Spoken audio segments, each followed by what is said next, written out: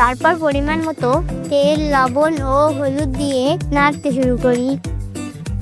আর যেহেতু শুক্রবার স্কুল ছুটি, তাই স্বর্ণা ও আমি কাঁচা ভুট্টার ভাজা খাওয়ার জন্য ভুট্টা আনতে আমাদের নদীর পাড়ে বেরিয়ে পড়ি। ভুট্টার খেতে গিয়ে আমরা ভুট্টা ছিঁড়তেই পারছিলাম না।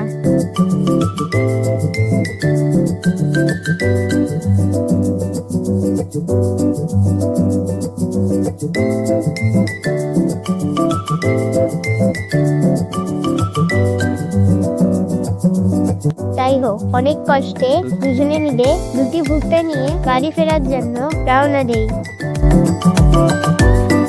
বাড়ি থেকে নদী বেশ দূরে, তাই হাঁটতে হাঁটতে আমাদের পায়ে ব্যথা হয়ে যায়।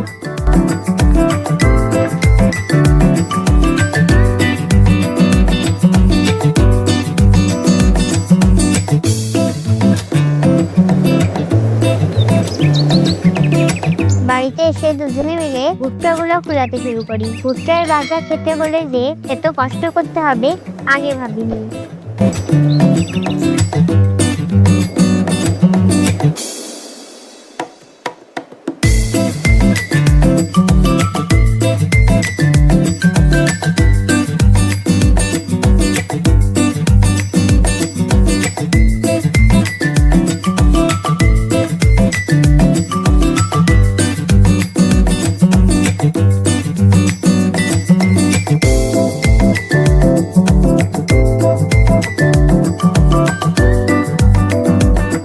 কুলানো শেষ করে আমরা ভাজতে শুরু করি। প্রথমে চুলায় কড়াই বসিয়ে কুলানো ভুট্টাগুলো দিয়ে দিই।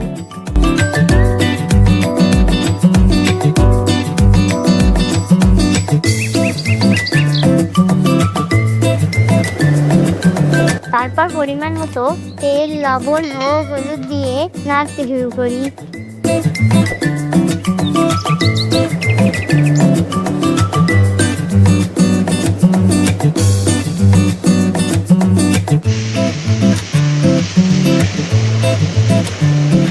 এভাবে 10 মিনিট ভাজার পর আমাদের ভুট্টা ভাজা হয়ে যায়।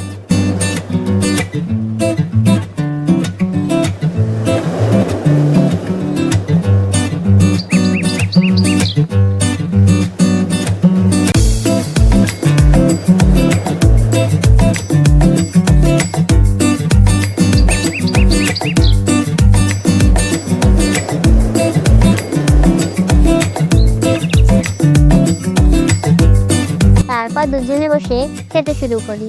আর হ্যাঁ, একটু কষ্ট হলেও ভুট্টা ভাজা কিন্তু খেতে দারুণ হয়েছিল।